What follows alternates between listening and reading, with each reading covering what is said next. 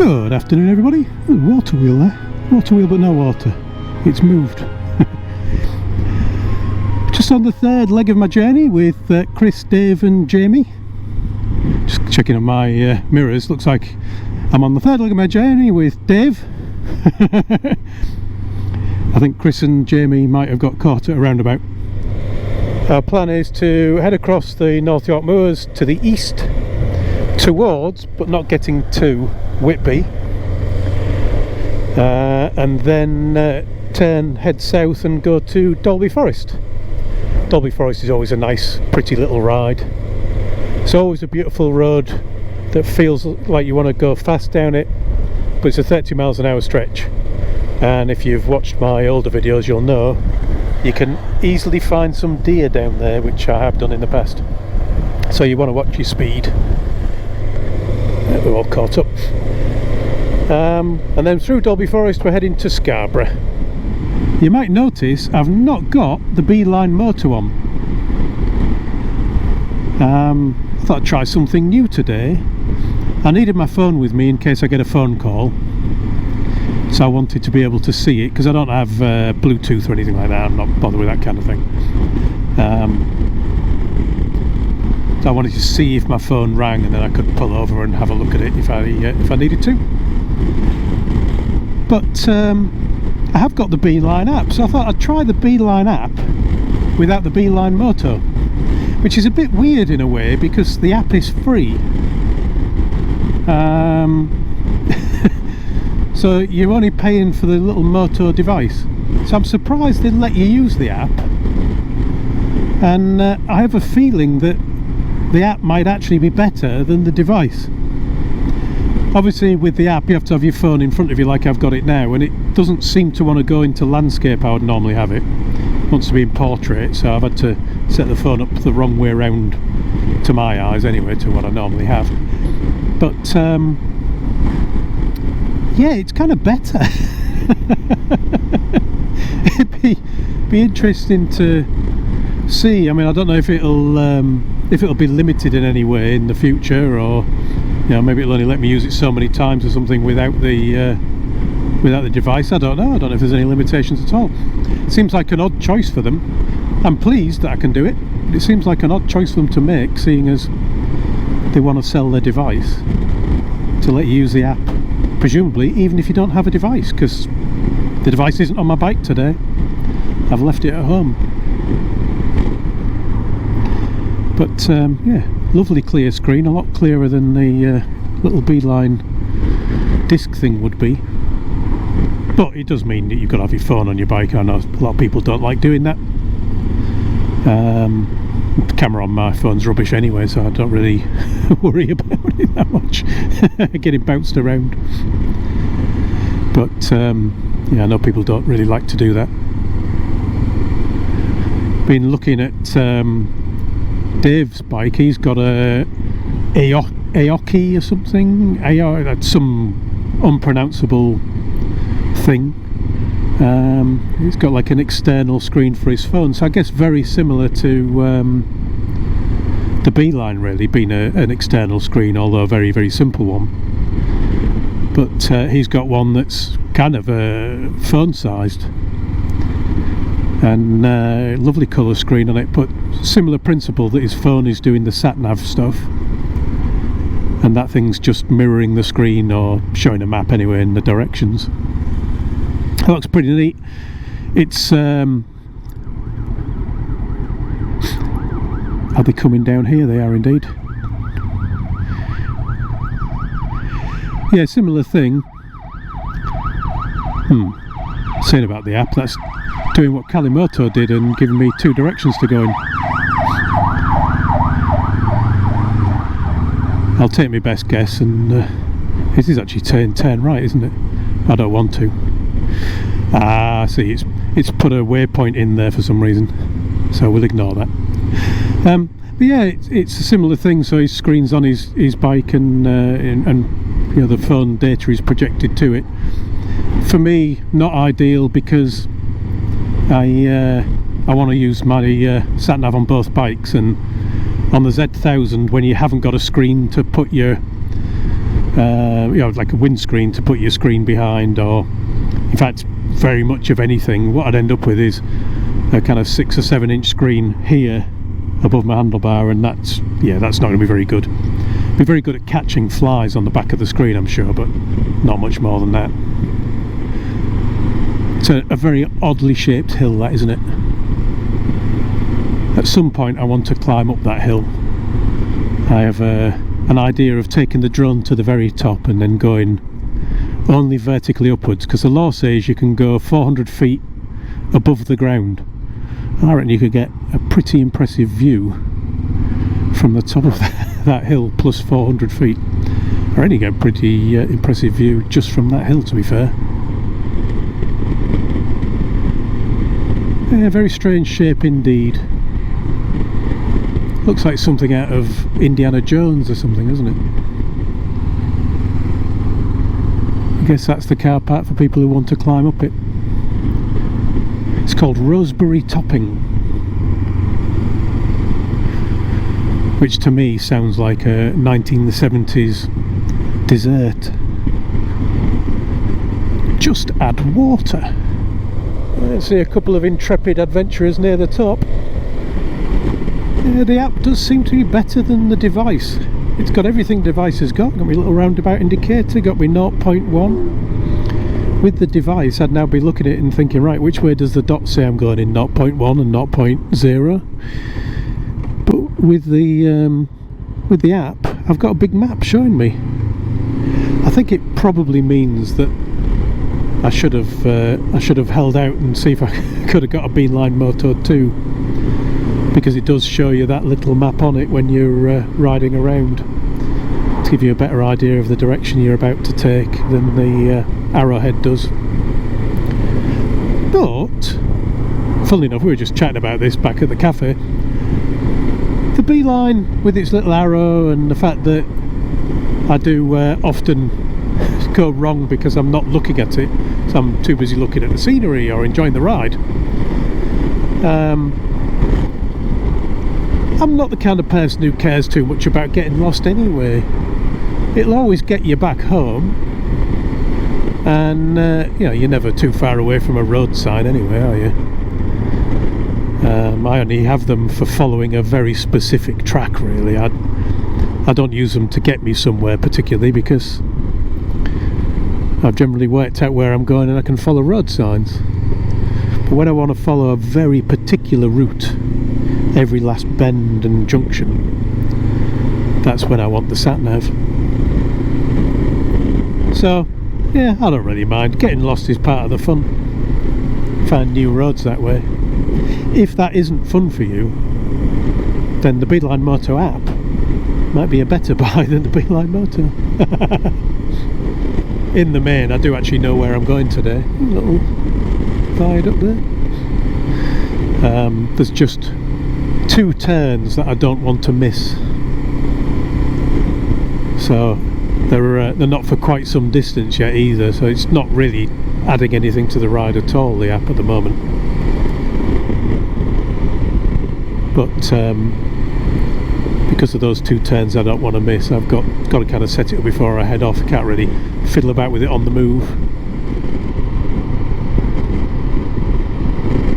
There's a view. There's another funny shaped hill over there. I don't know if the camera will pick it out, but there's a hill and it kind of very round. It looks like it should have a castle on the top, but apparently it is natural. I looked it up last time I came down here. I looked at it and thought that can't be natural. Turns out it is. It's another one to maybe walk up and get the drone off the top on private land, but apparently the owner of the land is quite happy for people to go and climb up the hill.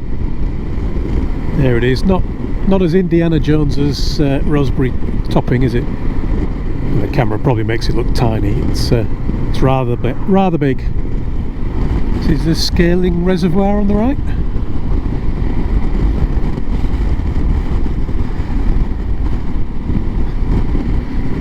I find it quite amusing that something that holds all that water that people will be drinking soon is also somewhere you can take a boat on.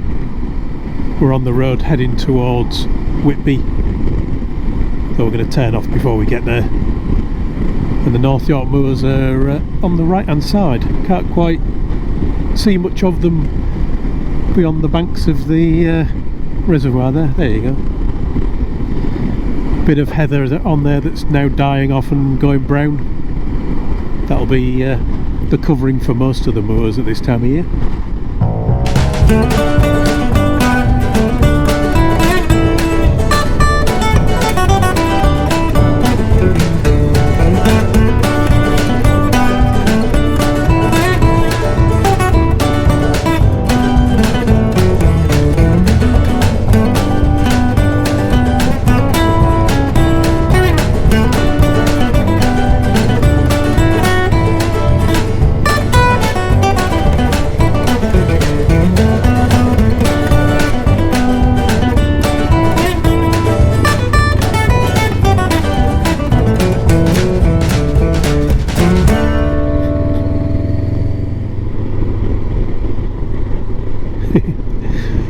Always find it funny when I see the quad bikes with a dog on the back. Two things in front of me you don't see very often. Well, maybe one of them if you live around here. This yellow thing in front of me, Lancia Delta Integrale. Very rare to see those nowadays. Remember those from my youth as a big rally car. Amazing to see those things hurtling round gravel and dirt roads through trees, and roads a lot more challenging than this one. And the other thing is the big building up there. That's the Fylingdales, RAF Fylingdales. That's the early warning system for missile attack. Not sure what you do with that warning from our point of view. Put your head between your legs and well, you know the rest. But I guess fire back. So the military can fire back and we can say goodbye to our loved ones. Hopefully it'll never happen. Used to be the golf ball style with the radomes, the radar dishes inside a big golf ball, but nowadays it's that oddly shaped building.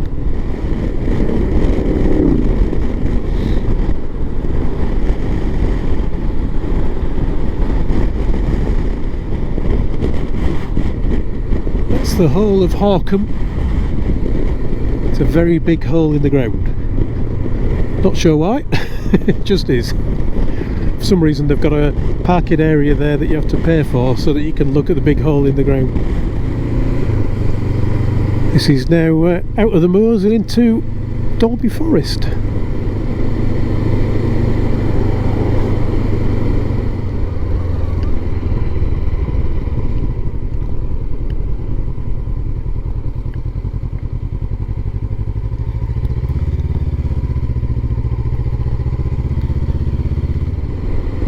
Previously when I've come through it's been summer and this has all been green and full of leaves. You can see a lot further through the trees now that the leaves have fallen. One of those places where bikes have an advantage. You are allowed to drive through here in your car for free, even though we've just gone past a lot of barriers. If you get to the other end quickly enough, then you can just go out the barriers at the other end.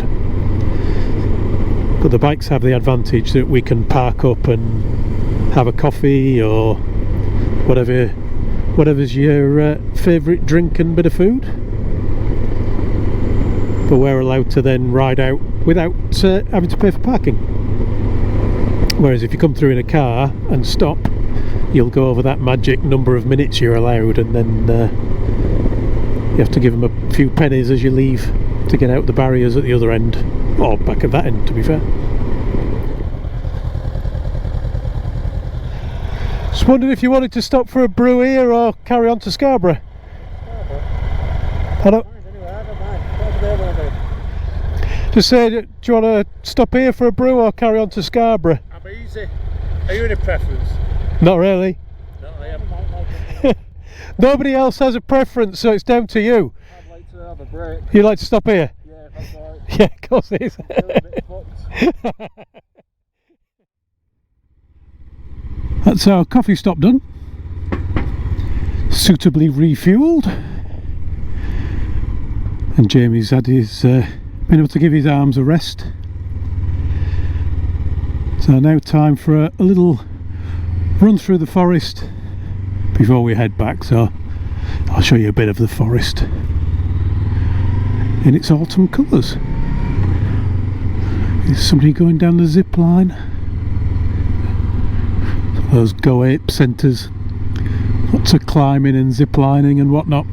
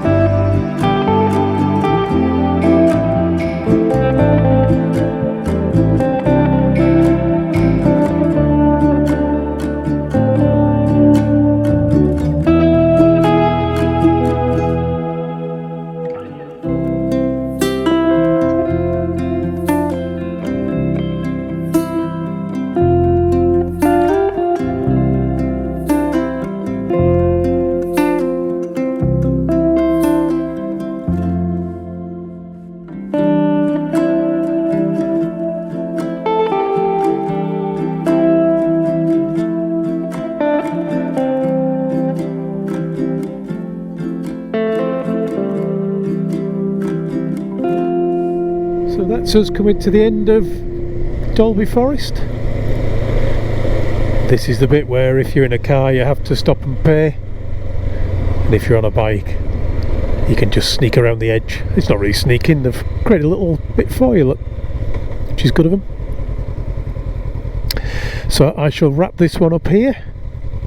Thanks for watching everyone, ride safe, and I'll talk to you all again soon.